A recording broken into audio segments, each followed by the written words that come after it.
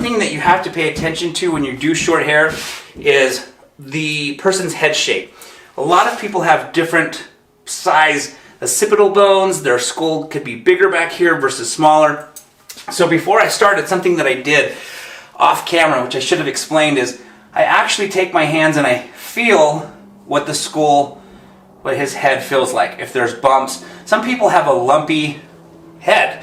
They've got excess skin, they've got a bigger bone, and so basically I kind of want to get an idea if I'm going to take the hair short and they've got a lumpy head, it might not be a good idea because it starts to expose these lumps.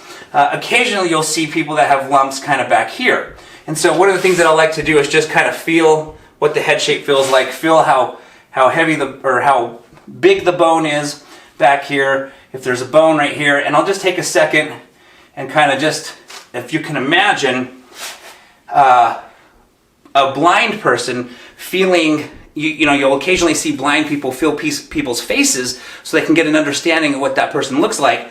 I'll sometimes even close my eyes just because by closing my eyes it increases the sensitivity of my feel of touch. And so sometimes I'll just close my eyes and really kind of focus on what I'm feeling as far as the bone, just because I can't see it because the hair's covering it. So don't be afraid to close your eyes. You'll see that it increases the sensitivity of your touch, which will then help you understand your client's head shape, the bone structure, and all that good stuff.